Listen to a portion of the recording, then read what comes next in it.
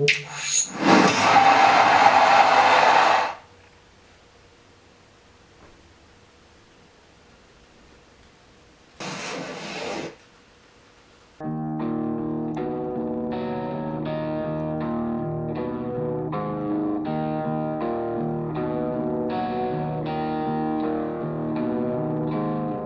that metronome I hear? Perhaps the end is drawing near. You never hear the shot that takes you down. Alright, welcome everyone back to Mind Blow Monday. Yep, the episode is finally here. It's been a long way getting to it, but yeah, it's finally happening. Finally here. Finally here for the next installment of the nerd mythology thing I've been doing. We're finally here. So yes, this episode, I'm talking about Drew McIntyre. So, this one, like I said in that other video, this is a pretty special one. All the other guys, pretty much, when I started watching wrestling, like, Edge was already cool. CM Punk, he was already cool. All these people were already pretty cool. But McIntyre, he's a special exception because, bro, he was nobody. He was nobody when I started watching. He was nobody, and he turned into the biggest joke, one of the biggest jokes ever, and then he totally... Yeah, he left for a while and then totally revamped himself and came back more badass than ever and became just the ultimate badass hero, and it was just a crazy story to watch. All the other ones, man, I gotta say, this one might be my favorite out of all of them because, man, was it just something crazy to see, and I didn't expect it. Back in the day... Yeah, back when I was a kid, I was like, yeah, could I talk about how cool Edge is? Yeah, I could. Could I talk about how cool CM Punk is? Yeah. Could I talk about Daniel Bryan and Rey Mysterio? Yeah, I could. But McIntyre, I did not think for a second I would ever, in the future look back and say, like, he's one of my favorite of all time. I would never think that. But here we are today, and I'm like, wow, man, this dude... stole my heart. He stole my heart. Somehow he pulled it off, and I'm like, wow, he might actually be my favorite now. Crazy to think. So, yeah, let's get into it. First, starting off that intro bit I did there, that's one of the reasons this person is so special to me. I had the Wii game. I played that game a ton. Back in the day, I would play it with my friends, and music would play, the themes would play when you just had the game on in the background. And one of the themes, as you saw there, was McIntyre's theme, Broken Dreams. Which, back in the day when I would play that game, like I said, McIntyre was nobody. I wasn't a big fan of him, but wow. Even back then, I said, like, that theme might be my favorite. I remember telling my friends, like, his might be my favorite theme on there, and I stand by it. It is amazing. I love it. So, yeah. It was a part of my childhood, and I love that theme. So, let's talk about his theme. His current theme today is the basic hero, doo-doo-doo, yeah, we're saving the day theme, and yeah, not the biggest fan of that one, but that old one that was playing on that Wii screen, Broken Dreams, that theme is amazing, and I love it. It's one of my favorite of all times. I love it. It's beautiful. It starts off slow and then picks up the pace and just explodes onto it, and I'm like, it is perfect for what McIntyre did, because that's exactly what he did in his career. He started off slow, and then he blew up, man. And it was just beautiful.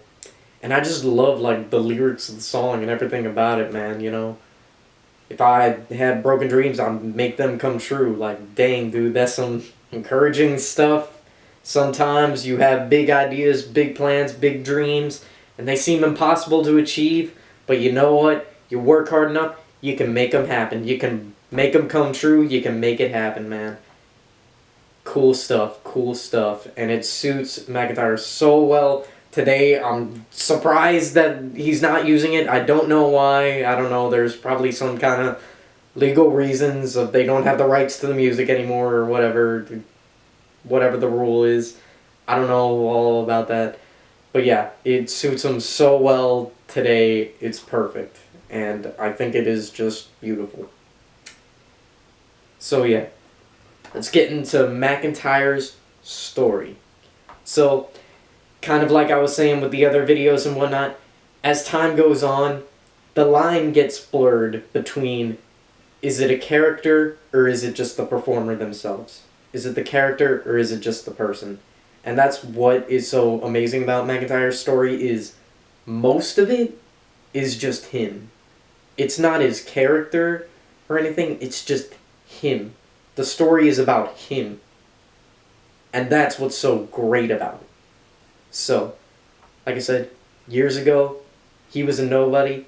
He was a mid guy who didn't do all that much. And then he joined this group. He was a part of this group called 3MB, and they were clowns. They were a joke. They would go 3-on-1 against a popular wrestler, and they would lose. He was basically a third of a person. He was such a joke, he was a third of a person. He needed two guys to even have a chance of beating someone, and even then they would probably still lose. He was such a joke, and it was sad to see, but it really worked out in the end because he has come back and has become such a badass, and it is great to see stuff like that. His story, yeah, he was a joke, and then things didn't work so well with him in the company. He ended up getting laid off. Things weren't going well in his life. I don't want to talk about it too much, but he has made it somewhat public and whatnot. His mother sadly passed away soon after his departure with the company and whatnot. His life was just kind of spiraling out of control, and then he just built himself back up. He was a broken man, and he built himself back up. He came back to the company stronger than ever, more badass than ever, and seriously, man, it was crazy to see. Like, you could tell in his face, yeah, it's McIntyre, but his body, dude, he, like, doubled the size of his body. He built up his muscles so much. Looking at him in, like, 2012 to 2020, you were like, what? Damn, this guy way built himself up, man. It was crazy to see.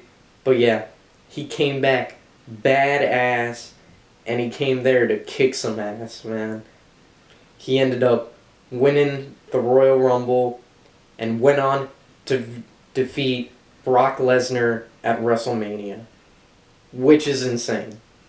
Let me give you guys a little bit of WWE lore here. So, in WWE lore, Brock Lesnar, in 2020, he was probably, in their lore, the toughest guy to ever defeat. He was the toughest guy. He broke The Undertaker's streak. He defeated The Undertaker. He was unbeatable. Nobody could beat him. You know John Cena? Brock Lesnar took John Cena and he beat him up like he was a joke. He tossed him around like a beanbag. It was a joke. He killed him. That's how tough Brock Lesnar was. And McIntyre came back, badass as ever, and beat Brock Lesnar. That is how awesome he was. That is how crazy he is. So now, in the year of 2022, it's really up in the air. Brock Lesnar is probably like the third toughest wrestler right now. He's probably the third toughest guy to beat in WWE lore. And right now it's a competition between the two, McIntyre and Roman Reigns. So yeah, McIntyre, he went from being nobody to, within the lore, being possibly the toughest out of all of them. That is awesome to see. That is crazy to see something like that. To build up that much crazy to see. So, I want to talk about the recent feud he has been having with Roman Reigns, because man, it's built different. It is something else, and it has tugged on my heartstrings more than anything else in wrestling history has ever done. Man, it's crazy to think, but dang, it really had me going. So, let me get you back up on the lore again. So, Roman Reigns. He is not. He is, before he faced McIntyre, he was the number one guy now. He's the toughest to defeat. He defeated Brock Lesnar. He also defeated The Undertaker. He went on a crazy streak of just beating the hell out of everyone. He defeated everyone. He unified world titles. He beat 2 champions. He had 2 championships at the same time. He's a monster. He's just unbeatable. He defeated everyone. You know, Edge I talked about before? He crushed Edge. He beat them all. It was insane. He's a beast. But McIntyre might just be strong enough to beat him. And thus, that was their feud.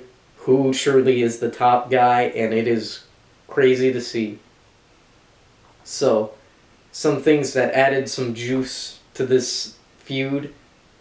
Their match was in the UK. It was the first time in 30 years that WWE had a show in the UK, and McIntyre is from Scotland.